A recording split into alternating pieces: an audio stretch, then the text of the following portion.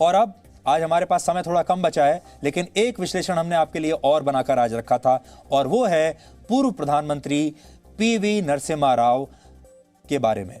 28 जून वर्ष 1921 को भारत के सबसे विद्वान प्रधानमंत्री पीवी नरसिम्हा राव का जन्म हुआ था। उनका जन्म आंध्र प्रदेश के वारंगल में हुआ था और पीवी नरसिम्हा राव 17 भाषाएं बोल सकते थे। इनमें 9 भारतीय भाषाएं थीं और 8 विदेशी भाषाएं। नरसिम्हा राव को father of Indian economic reforms भी कहा जाता है, father of the Indian economic reforms. Bharat के आर्थिक सुधारों का जनक कहा जाता है और एक प्रधानमंत्री के रूप में नरसिम्हा राव के 5 साल हमेशा याद किए जाएंगे, क्योंकि इन 5 सालों में 135 साल पुरानी कांग्रेस के इतिहास में पहली बार गांधी परिवार बैक सीट पर चला गया था। पहली बार पार्टी आगे आ गई थी और गांधी परिवार पीछे चला गया था और सबकी सहमति से फैसले लिए जा रहे थे। सिर्फ एक परिवार की सहमति से सारे फैसले नहीं लिए जाते थे। हमें यह लगा कि नरसिम्हा राव को जिस तरीके से याद किया जाना चाहिए था वैसा हुआ नहीं, इसलिए आज ये विश्लेषण, छोटा सा विश्लेषण हम आपके सामने लेकर आए हैं। ये बात उन लोगों को पसंद नहीं आई जिन्हें ना तो नेशन फर्स्ट चाहिए और ना ही पार्टी फर्स्ट। इनके लिए केवल फैमिली फर्स्ट होना चाहिए और यही कारण था कि इतने विद्वान प्रधानमंत्री को भी जीवन के अंतिम दौर में अपनी पार्टी की यानी कांग्रेस पार्टी की इतनी बेरुखी झेलनी पड़ी। नरसिम्हा राव की मृत्यु 23 दिसंबर 2004 को दिल्ली में हुई थी।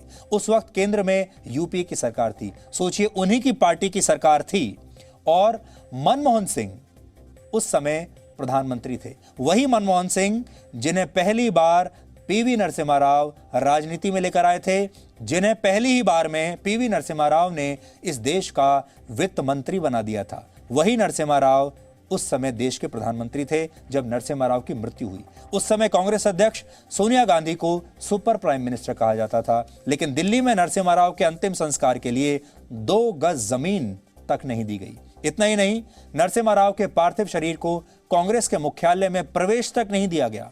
भारत के इतने योग्य प्रधानमंत्री को इस तरह का अपमान झेलना पड़ा अपनी मृत्यु के बाद कि उनके अपने पार्टी के मुख्यालय में भी उनके शव को अंदर लाने की इजाजत नहीं दी गई। नरसिम्हा राव के बारे में आज आप सबको कुछ अहम बातें जरूर जाननी चाहिए जो शायद आपने कभी सोचा ना हो। वर्ष 1947 में भारत आजाद हुआ, लेकिन हैदराबाद के निजाम ने भारत में शामिल होने से इनकार कर दिया था। वंदे मातरम गाने पर रोक लगा दी गई थी। इसके बाद नरसिम्हा राव ने निजाम के खिलाफ आंदोलन शुरू कर दिया। नरसिम्हा राव उस समय बहुत युवा थे। 1951 में नरसिम्हा राव कांग्रेस में शामिल हुए। 57 से लेकर 77 तक वो आंध्र प्रदेश विधानसभा के सदस्य रहे, यानी एमएलए रहे। इस दौरान नरसिम्हा राव ने आंध्र प्रदेश में स्वास्थ्य, कानून, सूचना जैसे अहम मंत्रालय संभाले। 71 में वो आंध्र प्रदेश के मुख्यमंत्री भी बने। मुख्यमंत्री रहते उन्होंने आंध्र प्रदेश में भूमि सुधार की शुरुआत की थी। उस वक्त आंध्र प्रदेश ऐसा करने वाला देश का पहला राज्य था, सिर्फ नरसिम्हा राव की वजह से। कहा जाता है कि नरसिम्हा राव इंदिरा गांधी और राजीव गांधी के बहुत करीबी थे। इंदिरा और राजीव गांधी की सरकारों में उन्होंने विदेश मंत्री, गृह मंत्री, रक्षा मंत्री, मानव संसाधन विकास मंत्री और स्वास्थ्य मंत्री जैसे अहम पद संभाले। राजीव गांधी की हत्या के बाद उन्हें 1991 में प्रधानमंत्री पद की जिम्मेदारी मिली और इस चुनाव में कांग्रेस को 232 सीटें मिली थी। बहुमत के लिए 261 सीटें चाहिए थी। इसके बावजूद नरसिम्हा राव ने वामपंथी दलों के साथ मिलकर बहुमत जुटा लिया। अपना 5 साल का कार्यकाल पूरा किया। विपक्ष के नेताओं से भी नरसिम्हा राव के बेहतरीन रिश्ते थे। दलगत राजनीति से ऊपर उठकर नरसिम्हा राव ने अटल बिहारी वाजपेयी को उस समय संयुक्त राष्ट्र मानव अधिकार आयोग जाने वाले प्रतिनिधि मंडल का नेतृत्व सौंपा था। नरसिम्हा राव दक्षिण भारत में जन्म लेने वाले पहले प्रधानमंत्री थे भारत के, लेकिन उन्होंने ना तो कभी इस बात का जिक्र किया और ना ही उनके फैसलों में कभी क्षेत्रवाद या जातिवाद की झलक दिखी। आज हम नरसिम्हा राव द्वारा किए गए वो 4 अहम काम आपको बताना चाहते हैं जिनके लिए आपको उन्हें याद रखना चाहिए। पहला, नरसिम्हा राव को भारत हमेशा उनके आर्थिक उदारीकरण के लिए याद करेगा।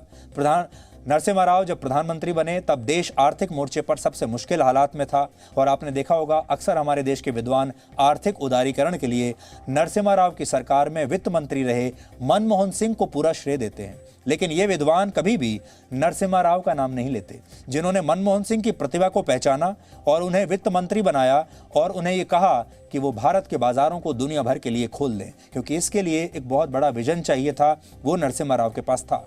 इसके अलावा नरसिम्हा राव ने सबसे पहले भारत की आर्थिक व्यवस्था के दरवाजे दुनिया के लिए खोले, सरकारी संस्थाओं को घाटे से उबारने के लिए उनके निजीकरण की शुरुआत की, लाइसेंस राज को हमेशा के लिए खत्म किया।